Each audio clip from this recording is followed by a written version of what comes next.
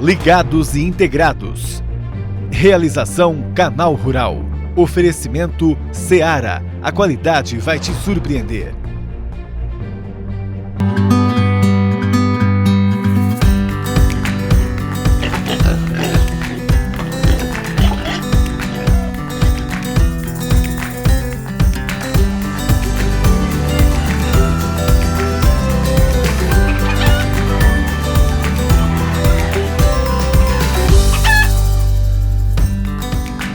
Bom dia! Já tá ruim, mas ainda pode piorar. Tô falando do milho, que além da demanda muito alta, pode ter estoque baixo no ano que vem. Como deve ficar o custo de produção da pecuária? Felipe Novaes, analista de mercado, vem contar pra gente. O que faz uma matriz suína ter uma vida longa, com saúde e disposição para a reprodução? Jefferson Silva, médico veterinário, dá as dicas pra gente. E tem muito mais informação, você sabe, então fique com a gente. Vamos começar? Agora. As exportações brasileiras de carne suína nos últimos 9 meses desse ano superaram e muito as exportações de 2019 inteiro, de 750 mil toneladas para 764 mil toneladas, 42,9% a mais. Esses dados são da BPA. Impulsionado também pelas exportações, o mercado independente de suinocultura se favorece com alta nos preços. Na última semana, se viu em São Paulo o valor subir 37 centavos, chegou a R$ 8,53 o quilo. Em Minas Gerais, foi de 30 centavos. Chegou então aos R$ 8,50 o quilo. E pelo 4º mês consecutivo, sobem os preços dos alimentos pelo mundo. Os principais produtos que impulsionam essa escalada são os cereais e os óleos vegetais. Vamos a alguns exemplos, segundo os dados da FAO. Os cereais subiram 5,1% na comparação com o mês passado e 13,6% na comparação anual. Já os óleos avançaram 6% na comparação mensal, atingindo aí uma máxima de 8 meses atrás. O índice das carnes apurou queda de 0,9% em relação a agosto e registra um recuo de 9,4% no ano a ano. Vamos conversar sobre um assunto que tem nos preocupado aqui, temos comentado de vez em quando, e hoje convidamos o Felipe Novaes, que é economista e analista de mercado. Felipe, um bom dia para você. Bom dia, Pablo. Obrigado pelo convite. Obrigado por ter vindo, sua presença é importante para a gente, porque você analisa aí bastante o mercado, né? Brasil, mundo com o milho. E os pecuaristas estão um pouco preocupados, né? Na suinocultura um pouco, na avicultura posso dizer muito, porque essa relação fica mais complicada. E agora a gente acompanhando aqui sempre a previsão do tempo, vê que o tempo está muito seco, a soja está com demora aí para ser plantada, né? Isso pode atrasar o milho e já tem produtor me contando que pode talvez nem plantar o milho depois. Não sei se é exagero já deles, né? Mas isso pode complicar ainda mais para a gente nossa situação, né? Como é que você vê aí nessa virada de ano, como é que fica essa nossa relação com o milho, hein? Nesse momento do calendário agrícola brasileiro, é justamente o período que a gente mais tem atenção aí para o clima, né? Como você mesmo disse, o plantio da soja, e portanto a garantia de umidade do solo, esse período é fundamental para ter um calendário favorável para o plantio do milho safrinha, né? E, portanto, para a disponibilidade desse produto no mercado brasileiro em 2021. A gente bem sabe que a Conab divulgou no seu primeiro relatório para a safra 2021 prognósticos bastante otimistas para o consumo doméstico de milho no Brasil. Então, se a gente comparar lá com os níveis de absorção de milho aqui no mercado interno, em relação a 2019, nesses 2 anos, até 2021, o consumo de milho deve crescer em torno de 10% aqui no Brasil. Isso é bastante coisa, e isso é um motor para preços, é um vetor de alta para os preços domésticos, dá um suporte bastante forte para os preços. E o prognóstico da Conab, que é a nossa principal fonte oficial que a gente acompanha aí sistematicamente para avaliar a oferta, trouxe aí um aumento de produção brasileira para as safras 2021 em torno de 2%, né, para o próximo ciclo. Mas, de qualquer maneira, o clima vem sendo aí a principal preocupação nessas últimas semanas. De fato, as condições, esse inverno mais seco e prolongado, né, essa primavera que vem hesitando em apresentar chuvas, vem preocupando. Pois é. E aí, até esse ano, a gente teve, inclusive, situações que poderiam favorecer nessa situação aí com o milho, realmente, que seria a safrinha. Todo mundo estava comentando lá no começo do ano, eu lembro, né? Na safrinha pode melhorar, porque daí vem bastante milho. No fim, não aconteceu. E aí, agora, para o ano que vem, daí também poderíamos ter aí recordes de volta, pode não acontecer de novo, né? Que situação que você vê aí, então, até para a pecuária, né? Desculpa se acabo pedindo tua opinião demais nesse sentido, mas que poderia melhorar esse poder de compra do milho no Brasil? Bom, de fato, um dos principais fatores que explicam essa frustração na baixa do milho nesse segundo semestre, para a entrada da safrinha, foi sobretudo a taxa de câmbio, né? E os preços aí,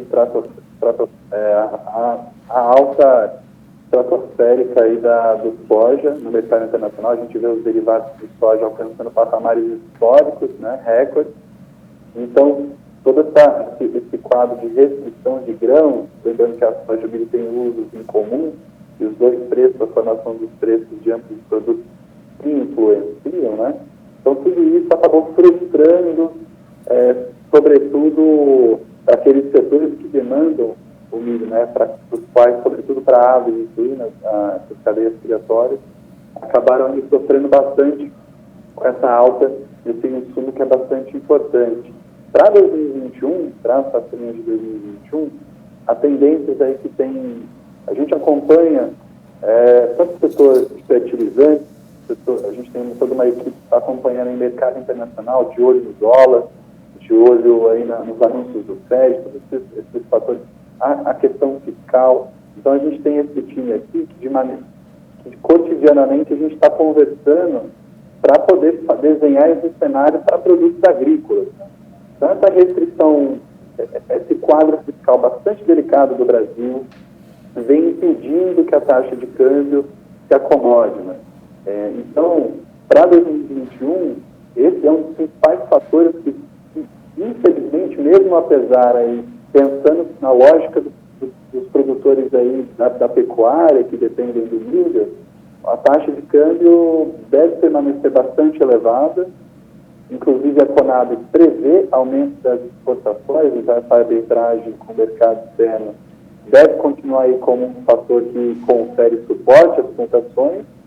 Então, em 2021, apesar da gente prever uma queda dos preços do milho, não deve ser uma queda relevante, é uma queda bastante modesta e, portanto, os preços devem continuar em patamares bastante desafiadores para a pecuária brasileira. Certo, muito bom o conteúdo. Então, não resta muito senão essa pressão, né, produtores, de que, por exemplo, importação de milho de fora, a gente consiga aí uma isenção no imposto, né? Essa é uma das saídas. Felipe, muito obrigado, viu, pelas tuas informações e um bom trabalho aí, sucesso. Obrigado, um abraço, boa semana para todos. Valeu, até mais. E agora vamos à previsão do tempo? A Kelly Ávila já está aqui e eu quero saber então, né, continuar nesse assunto, em como é que está o solo do Brasil, né? Será que tem bastante água? Está úmido? A gente sabe que não, né? Mas tem uma chuvinha vindo por aí. Será que melhora e a gente pode avançar no plantio da soja? Kelly Ávila, bom dia. Olá, bom dia, Pablo, bom dia a todos, é isso mesmo. Vamos falar um pouquinho aí sobre a umidade no solo. A gente começa aqui olhando as imagens de satélite, a gente pode observar que ainda temos poucas nuvens passando em boa parte do país, poucas nuvens carregadas. Aí a gente vai dar uma olhadinha como é que está a umidade do solo. A gente teve um pouquinho mais de chuva na região sul, chegou um pouquinho no sudeste, olha só, a umidade está bem positiva no Rio Grande do Sul e parte de Santa Catarina. Olha só, já o oeste aqui, o norte do Paraná, Minas Gerais, São Paulo, pegando todo o centro-oeste, toda uma Topiba ali, tudo com déficit hídrico, no máximo 10% de umidade do solo. Aonde está um pouco mais positivo? Nas manchas azuis, que é lá na região norte do país, pegando a região amazônica, que está em torno de 80%, e na sul, como a gente viu. Aí eu separei uma cidade para a gente dar uma olhadinha lá em Tangará da Serra, em Mato Grosso. Vamos dar uma olhadinha como é que vai ficar a previsão? Quando é que a gente vai ter chuva? A gente vai ter aí nos 30 dias 117 milímetros de chuva, apenas 11 dias com chuva. Quando que deve chover mais? Essa semana, lá pelo dia 15, a gente deve ter chuvas acima de 30 milímetros. Nos demais dias, olha aqui, vários dias, várias janelas sem chuva e quando tiver vão ser pancadas de no máximo 20 milímetros. Aí eu separei para a gente dar uma olhadinha nas temperaturas. Ainda faz muito calor lá. É época de calor em Mato Grosso. Mínima de 12 no dia 5, que já foi, né? E a máxima, olha, vai ser no dia 17/10, 43 graus. A gente fala 43 graus, mas a sensação térmica é ainda maior, fica muito abafada. É preciso ter cuidado aí, principalmente com as granjas, com os animais, muito calor, tempo abafado e sem umidade. Olha aí, olhando o gráfico aqui, a gente vai ter bastante calor. Lá pelo início de novembro que a gente vai ter uma queda das temperaturas máximas, a gente vai ter alguns dias aqui com temperaturas em torno de 20, mais ou menos 24, 20 graus, as temperaturas máximas. Lá em novembro vai ter um pouquinho de queda lá, mas é um ponto isolado. Então, na realidade, a gente continua com muito calor lá em Mato Grosso, em Tangará da Serra. A gente se vê amanhã. Até, Kelly, obrigado pelas informações. Vamos ficar de olho aí. E daqui a pouco vamos falar sobre a longevidade das suínas matrizes. Como você pode ajudar elas, hein? Bem-estar animal é um fato, com certeza, mas antes da gente falar sobre isso, tem recado que chegou pra gente direto de uma granja do nosso Brasil. Vamos ver? Olá, tudo bem? Eu sou Paulo Della Vecchia, Ermo, Santa Catarina. O agro não pode parar. Ligados e integrados, volta já.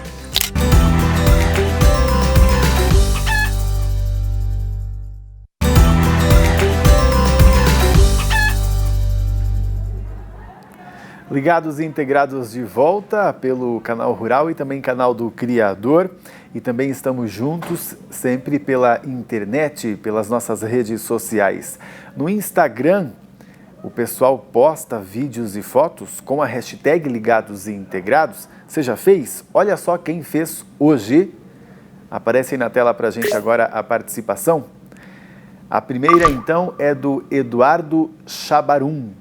Está trabalhando aí, hein, com o porquinho no colo, e a Aline Conterato com um pintainho aí. Os dois trabalhando bastante, sucesso para vocês e continuem aqui com a gente. Obrigado pela participação.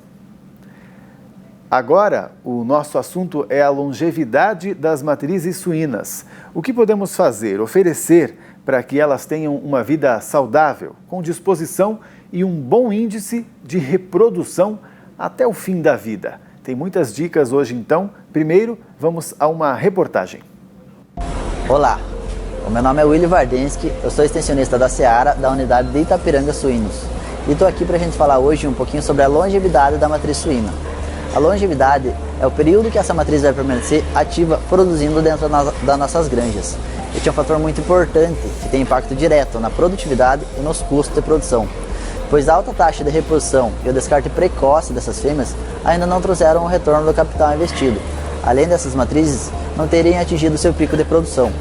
Este é um trabalho muito importante, que deve ser iniciado lá na multiplicadora, selecionando matrizes de qualidade, com um aprumo adequado, uma qualidade do aparelho mamário e um bom desempenho até o momento da seleção.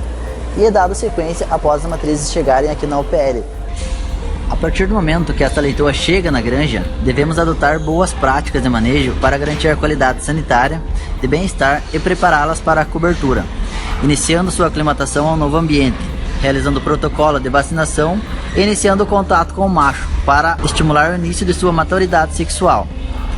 Para realizar a primeira cobertura das leitoas, devem estar com uma faixa de peso entre 135 e 160 kg e idade de 200 a 240 dias. Passar por um período mínimo de 15 dias de aclimatação à célula individual e receber um incremento energético através da realização do flush. Seguindo corretamente esses manejos, teremos uma leitoa preparada para a sua vida produtiva, reduzindo o descarte precoce e, consequentemente, melhorando a taxa de retenção de fêmea. Mas os cuidados não param por aqui. Cuidados com a sanidade, realizando manejos preventivos como a utilização do pé dilúvio ou o pincelamento dos cascos com produtos que previnem lesões, ajudam a manter as fêmeas saudáveis. Além disso, é fundamental a identificação e o tratamento precoce de algumas enfermidades que podem vir a acometer as matrizes, estando sempre atento aos sinais que elas nos demonstram de que algo está errado, como por exemplo a redução do consumo de ração. Outro ponto importante é a condição corporal das matrizes, pois tem impacto na sua longevidade e produtividade. Para evitarmos fêmeas muito gordas ou muito magras, devemos sempre seguir a recomendação da quantidade de ração necessária a cada fase do ciclo produtivo. Na maternidade, o arraçamento deve ser direcionado para atender às necessidades de mantença e produção de leite da matriz, evitando a perda de peso e garantindo uma matriz saudável para o próximo ciclo. Após a realização da cobertura e durante a gestação, é feita a identificação e classificação das matrizes com o uso do caliper, identificando as matrizes magras, ideais e gordas, e assim fornecer o volume de ração de acordo com a necessidade de cada fêmea. Assim, como uma matriz bem preparada e saudável, teremos uma menor necessidade de reposição, uma melhor produtividade e um menor custo de produção.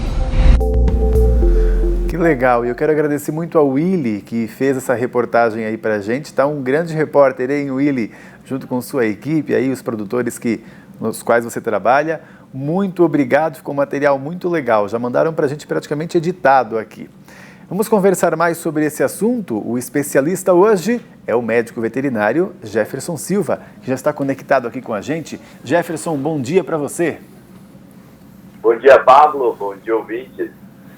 Jefferson, conta pra gente, ali já se comentou um pouco, mas por que lá no início, já quando ela é uma leitoa ainda, já é importante eu ficar de olho e ter alguns cuidados para que depois ela se torne uma boa matriz? Que diferença faz esse trabalho com ela quando ela é pequenininha?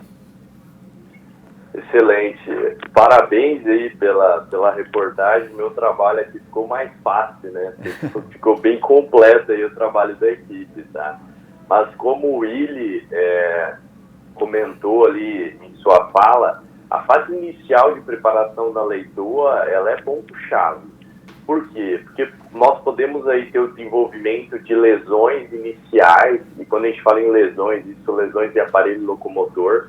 Nós precisamos cuidar da saúde dessa fêmea. Por quê? Porque nessa fase inicial, a fêmea está em desenvolvimento. Então, toda a parte do aparelho reprodutivo dessa fêmea está em formação. Então, isso começa desde o manejo adequado de colostro, que às vezes é um detalhe pequeno e que muito se sabe que isso é fundamental para garantir uma boa taxa de sobrevida, mas esse colostro, ele também é rico em hormônios e fatores de crescimento, que são decisórios para um correto desenvolvimento do aparelho reprodutivo dessas futuras reprodutoras. Assim como toda a fase de preparação, como o Willy comentou.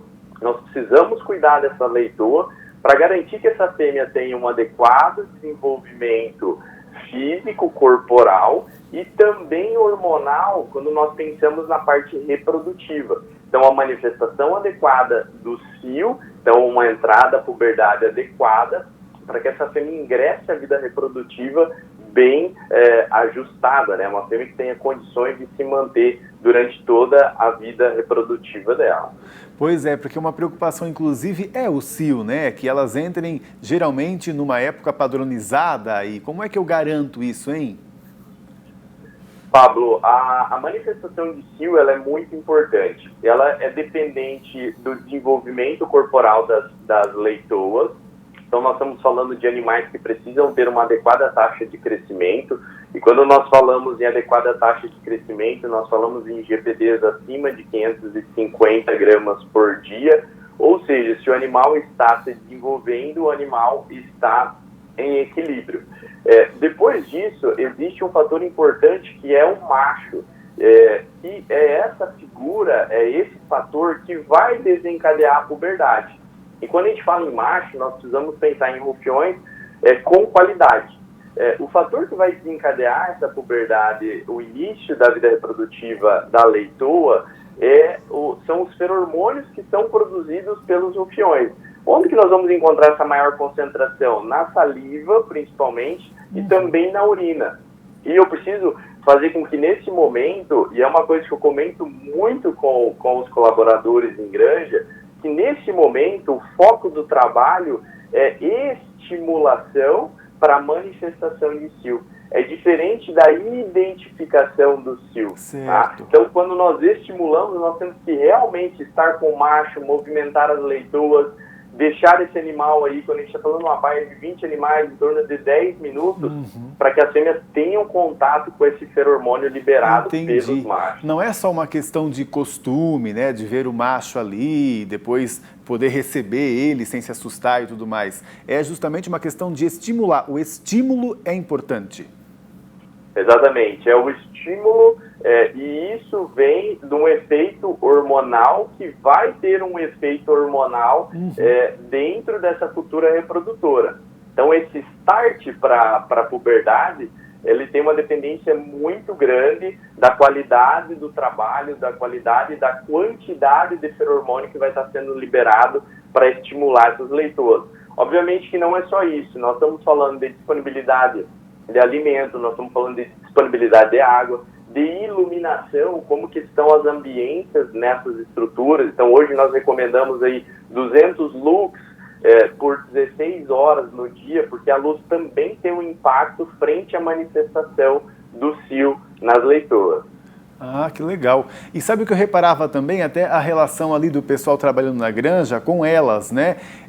Cuidando, reparando na pata, até massagem nas costas, tal, né? No lombo. Tudo isso para quê também, hein? Para deixar com que ela fique, lógico, com mais saúde e também tranquila, né? A movimentação e tudo mais.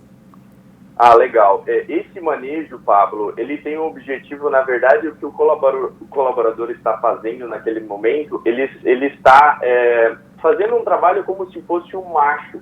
Então, no momento em que ele aperta o dorso da fêmea e que ele estimula essa fêmea, ele faz com que essa fêmea tenha um contato ou esteja muito próximo do que o macho estaria fazendo. Então, é uma forma também de estímulo para que essa fêmea esteja o mais próximo de todo o contato, de todo o efeito do macho naquele momento. Obviamente, é um momento para a gente observar como que está a parte locomotora desses animais e tratar, isso é muito importante, mas tem esse efeito de estímulo, como se nós estivéssemos fazendo o mesmo trabalho que o macho estaria fazendo nessa fêmea.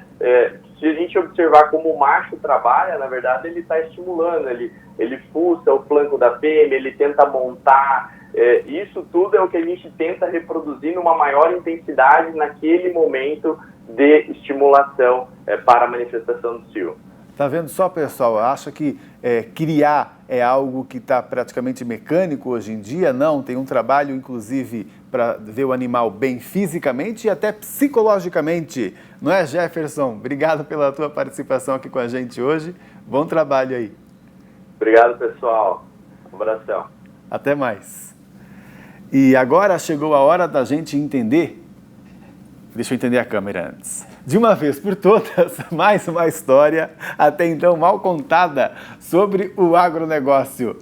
Você já ouviu falar como se faz aquele pedaço de carne de frango empanado que a gente encontra em caixinha, em pacotinho no supermercado? Tem cada história absurda por aí, mas a gente sempre desvenda aqui no Focinho de Porco Não é Tomada.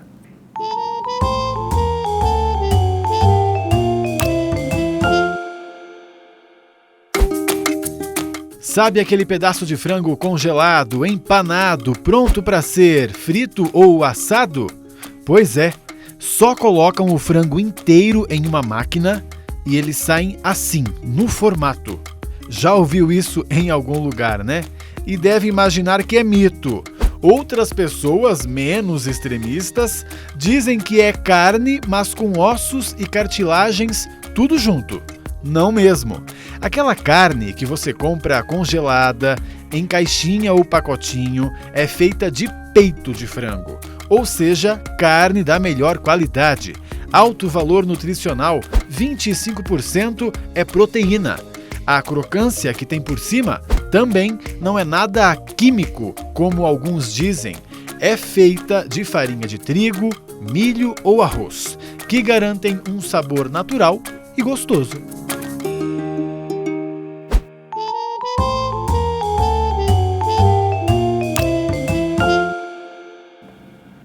Legal, obrigado pela sua companhia. Até a próxima e quer mais informações do agronegócio? Fique por aí, porque agronegócio, esse é o canal.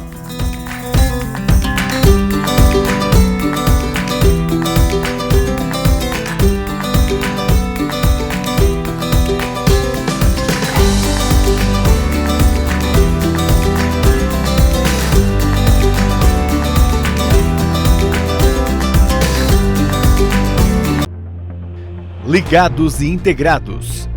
Realização Canal Rural. Oferecimento Seara. A qualidade vai te surpreender.